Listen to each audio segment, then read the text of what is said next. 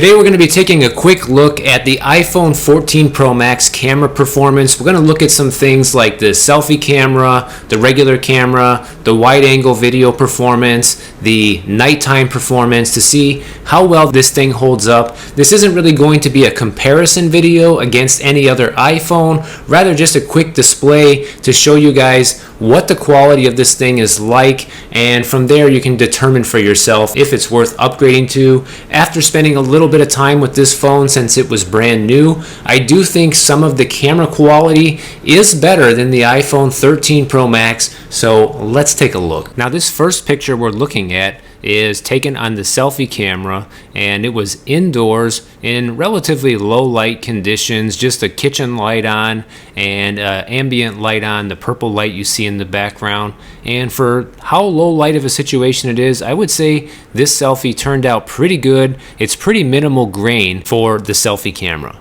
Next up, we're going to be looking at three different pictures, but they're all taken from the same exact spot. This first one is with the regular camera on the 1x zoom. This is utilizing the new 2x zoom, which I think looks excellent considering it's not a real optical zoom, but it definitely does look like a real optical zoom. And then the final one is the same exact picture using the 3x optical zoom. And honestly, I don't have any complaints about all three of these pictures. They all turned out crystal clear, especially the new 2x zoom lens is pretty amazing.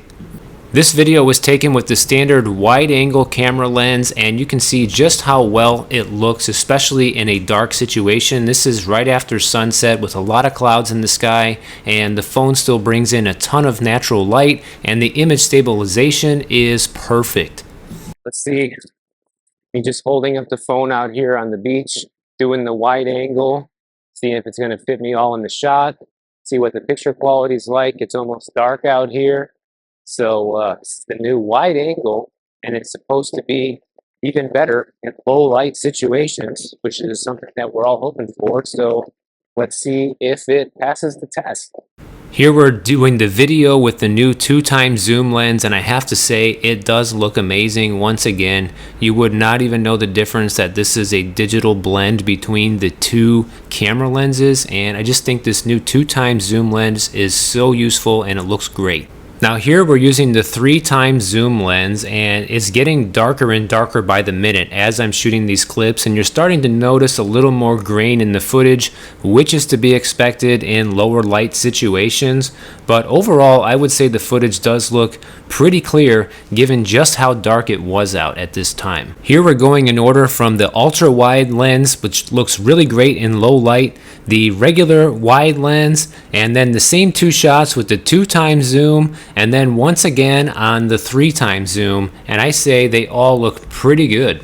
Here we're using the standard wide lens again, and this is where the low light performance really starts shining because it is actually way darker than it looks in this shot, and I am very impressed with just how well the colors hold up in the dark. Here we have a front camera selfie picture as it gets darker outside, which still looks really good with minimal grain. Low light video performance on the front camera, the selfie camera. It's basically dark out here, guys.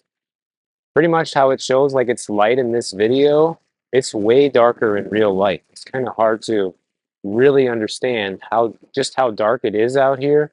But even on this selfie camera, which is the worst camera on the phone, still looks pretty decent. Now we're getting into some night mode shots. This first one is taken on the standard wide angle, and the next one is the 2x zoom lens, and the next one on the 3x zoom, all taken from the same spot, of course, and then ending with the wide angle, and I think they all look amazing, especially for night mode shots. Now here is where it gets really interesting. This is the standard wide angle once again, and it is so dark outside I can barely see in front of me. And you guys see this guy over here to the right? I could barely see him in real life. That's how dark it is, and I think that's why the image stabilization doesn't look as good, because the camera is trying to compensate and bring in more light. But overall, I think the shot looks pretty amazing considering just how dark it was outside.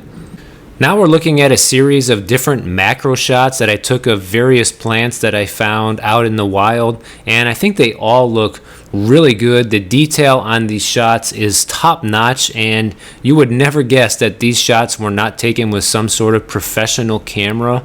And to be able to take these shots with your iPhone these days is just truly incredible. I know people complain about the price, but when you just look at how good these phones have gotten, you're really getting what you're paying for nowadays. Here I'm just using the standard wide angle, and this is pretty low light because it's just right at sunset, and I'm just holding the camera with my hands. There's no gimbal here, so once again, the stabilization is incredible. This is 4K 60 frames per second, as you guys have seen the whole video. And I had some initial complaints with the iPhone 14 Pro Max, but it seems like a lot of the kinks have been ironed out. I'll make another video on that in the future, and if you want to check that video out, I have it linked right up on the screen here.